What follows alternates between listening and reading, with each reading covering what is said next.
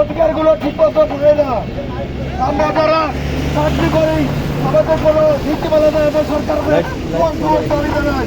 আমাদের সুখের একটা নীতিমালা তারা জারি করে দেয়, আর আমাদের উপর গ্রেপ্তারি হয়রানি বিভিন্ন রকম সরকার কর্তৃক সরকারি কর্তৃক যে আমাদের মধ্যে অভিযোগ দেওয়া হয়েছে।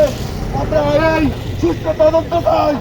ঢাকা ইউনিভার্সিটিতে চাই অপ্রীতিকর, ঢাকা মেডিকেলে চাই অপ্রীতিকর ঘটনা করা হয়েছে। তার সুস্থ তদন্ত করে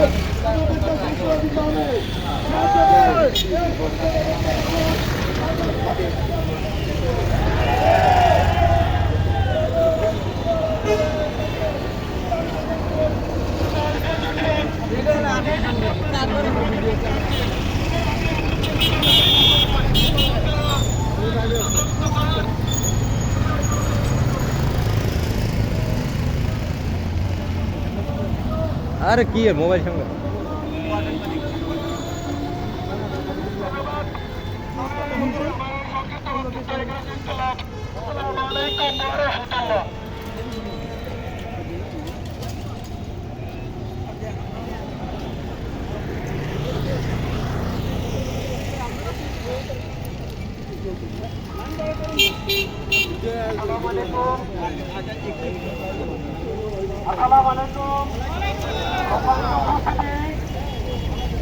বাংলাদেশের সর্বোচ্চ ডিগ্রিধারীরা আজকে নির্যাতিত, অবহেলিত, বঞ্চিত।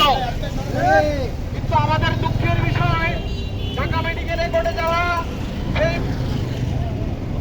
অপ্রীতিকর ঘটনার বিভিন্ন আমাদের ডাক্তার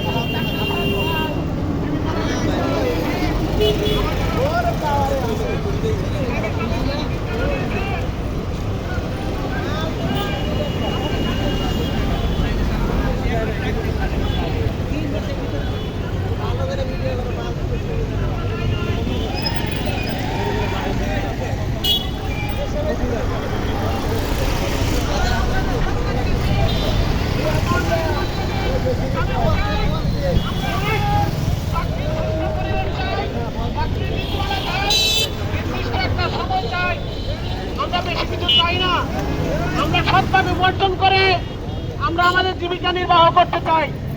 কিন্তু এরকম অপ্রীতিকর ঘটনা উত্তরবঙ্গে হয়েছে, ঢাকা মেডিকেলে হয়েছে, বরিশাল মেডিকেল কলেজে হয়েছে। আমাদের মালিকদের পক্ষ থেকে এখন পর্যন্ত কোনো রকম কোনো বিবৃতি আসে নাই। আমরা এটা জানিয়ে দিতে চাই, এরকম ঘটনা যদি ভবিষ্যতে হতে থাকে আমরা কর্মবিরতি থেকে শুরু করে আমরা সারা বাংলাদেশে একযোগে ওষুধ সাপ্লাই বন্ধ করে দেব ইনশাআল্লাহ।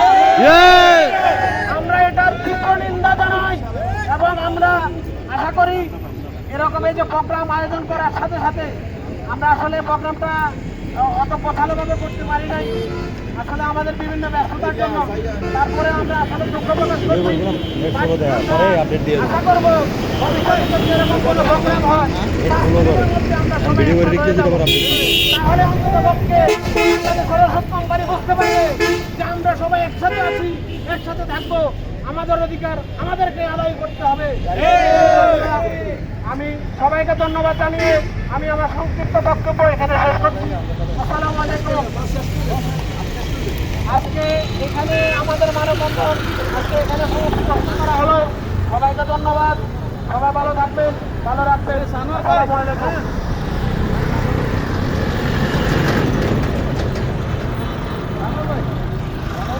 ব্যানার ধরেন, ব্যানার ধরেন।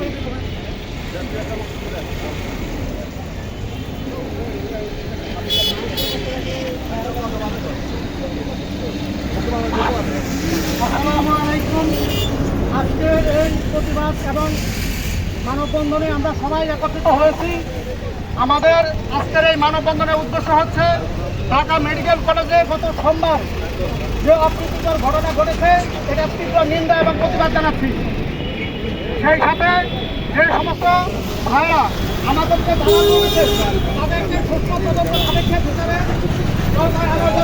দাবি জানাচ্ছি। আমরা কোম্পানির প্রতিনিধি, বাংলাদেশের সবচেয়ে শিক্ষিত জনগণের মধ্যে আমরা এক অংশ। সারা বাংলাদেশে আমরা প্রায় আমরা ম্যানেজার ফোরাম। একাধিক যে কাজ থেকে আমি ম্যানেজার ফোরামের সভাপতি। এবং আমাদের কেন্দ্রীয় তখন থেকে আমরা বিপ্লবীদের প্রতিবাদ ওই একটু বলো। দিলেও কোম্পানির মালিকের পক্ষ থেকে আজ পর্যন্ত কোনো বিবৃতি পাইনি এই বিষয়ে। আমরা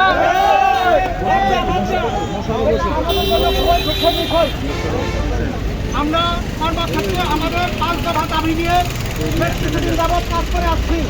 আমরা এই 5 দফা দাবি এবং অধিকার আদায়ে আমরা সবাই একসাথে মাঠে থাকবো ইনশাআল্লাহ। আমাদের প্রথম দাবি হচ্ছে আমাদের একটা সুস্থ বেতন কাঠামো তৈরি করে দিতে হবে। দ্বিতীয় দাবি হচ্ছে মার্কেটে আমাদের যে চাকরির স্থায়িত্ব, আমাদের চাকরির কোনো নিশ্চয়তা নেই। প্রত্যেকটা সেক্টরে চাকরির নিশ্চয়তা আছে, কিন্তু আমাদের কোনো চাকরির নিশ্চয়তা নেই। আমরা চাকরির নিশ্চয়তা চাই। সেই সাথে বর্তমান বাজার মূল্য এবং সামঞ্জস্য রেখে আমরা পিএডিএ চাই, যেন পিএডিএ গ্রহণযোগ্য পিএডিএ হয় আমাদের। সেই সাথে আমাদের প্রভিডেন্ট ফান্ড সহ আমাদের গ্র্যাচুইটি এবং চাকরির নিরাপত্তা চাই। পাশাপাশি আমাদের যে সরকারি ছুটিগুলো রয়েছে, আমরা সেই সরকারি ছুটিগুলো উপভোগ করতে পারি না। আমরা সরকারি নীতিমালা অনুযায়ী একটা ক্রম পরিবেশ এবং সরকারি ছুটিগুলো আমরা যেন পাই, সেটার দাবি জানাচ্ছি।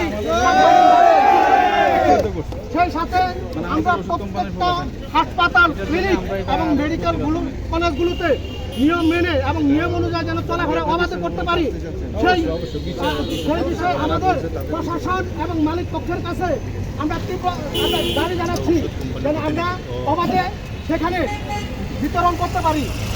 আমাদেরকে কেউ যেন দালাল এবং অপমানজনক কথা বলতে না পারে। আপনারা সরকার থাকবেন এবং আমরা আমাদের দাবি অধিকার আদায়ে একসাথে কাজ করতে চাই। যদি আমাদের অধিকার মানে না হয়, আমরা পরবর্তীতে আরো কঠোর কর্মসূচি দেব। এই আশাবাদ ব্যক্ত করে আজকে এই মানববন্ধনের থেকে আমি বিদায় নিচ্ছি। আসসালামু আলাইকুম। সেই সাথে আজকে মানববন্ধন কর্মসূচি এখানে সমাপ্ত।